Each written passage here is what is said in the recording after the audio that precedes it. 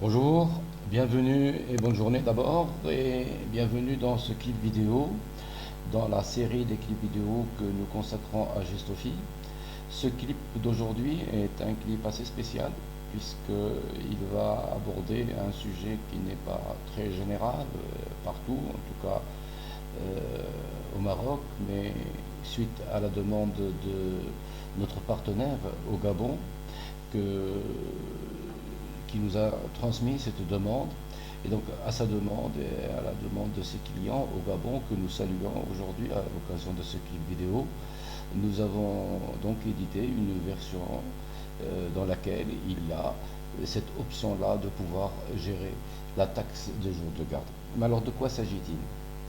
Il s'agit du fait que lorsque l'on est dans une période de garde et que le client doivent payer un surplus du fait que la période, la journée est exceptionnelle, l'ouverture est une ouverture de garde, et donc cette taxe-là, qui est appelée taxe de garde, est payée par les clients et qui est matérialisée par un forfait en fonction d'un certain nombre de critères. Dans Gestofi, nous avons prévu des méthodes de calcul de cette taxe en fonction soit du nombre de produits différents dans une vente, c'est-à-dire que le client a pris 3 ou 4 produits, quelles que soient les quantités et les unités, ou en fonction du nombre d'unités servies, le total des unités de tous les produits, ou tout simplement en fonction de l'opération de vente, c'est-à-dire que ce sera un forfait pour toute l'opération, quel que soit le nombre de produits et quel que soit le nombre d'unités. Et donc pour chaque option, il y a un montant forfaitaire qui va être appliqué en fonction de ce qui a été retenu par le pharmacien. Si vous permettez, je m'empresse d'aller à Gestofi pour pouvoir vous montrer comment tout ceci se passe. Alors, excusez-moi une seconde.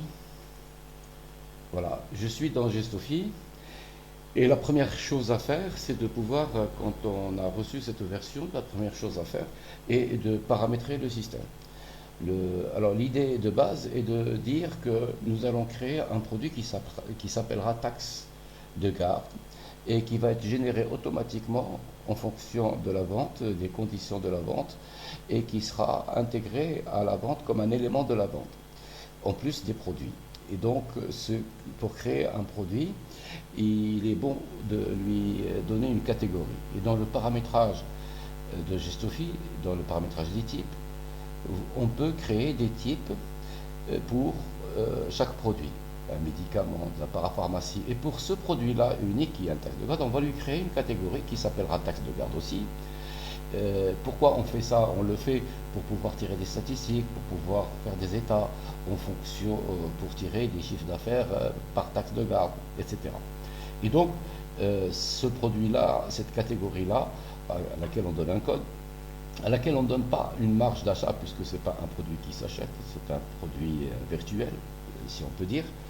Et éventuellement, ça c'est possible qu'on lui donne un taux TVA, si jamais dans la réglementation du pays dans lequel on est, on paie une taxe qui est différenciée par rapport à la taxe de garde. Ou on le donne zéro, comme c'est le cas ici. Une fois qu'on a paramétré ce type, donc par le bouton ajouter, je crée le produit. Et on crée un produit à ce niveau-là du stock. Je crée un nouveau produit à laquelle je donne, je vais appeler accessoire, ça n'a aucune espèce d'importance. Je vais lui donner un nom, taxe de garde également. Et je vais lui donner un prix qui est juste symbolique parce que de toute façon le prix qui sera généré il sera généré automatiquement en fonction des paramétrages qu'on va voir. Et donc je valide, on lui crée une petite fiche de stock, on va lui donner le type auquel il appartient, taxe de garde ou taxe de garde, que voici. Et puis on ne remplit pas les autres informations qui n'ont aucune espèce d'importance parce que ce sont des informations, c'est pour gérer les produits de pharmacie, de parapharmacie. Donc il n'y a pas de code barre, il n'y a pas de gestion d'ordonnancier, pas de système de commande, etc. Et donc je valide tout simplement. Voilà. J'ai créé mon article qui s'appelle taxe de garde. Je consulte pour vérifier qu'effectivement il a été créé. Le que voici, c'est un accessoire, taxe de garde. OK?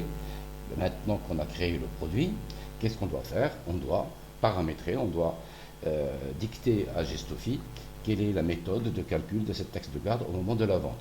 Et pour ce faire, dans le menu paramétrage, paramétrage et réglages généraux, dans le volet de paramétrage et dans le volet divers principalement, nous trouvons les informations qui nous permettent de gérer le calcul de la taxe de garde. Alors, premier paramétrage à faire, est-ce que je choisis la méthode? Est-ce que je choisis selon les unités de produits, comme j'ai dit, en fonction des quantités totales, le total des quantités de tous les produits, soit le nombre de produits différents dans une vente, soit la vente. En fonction de ce choix-là, nous donnons le montant qui doit être appliqué.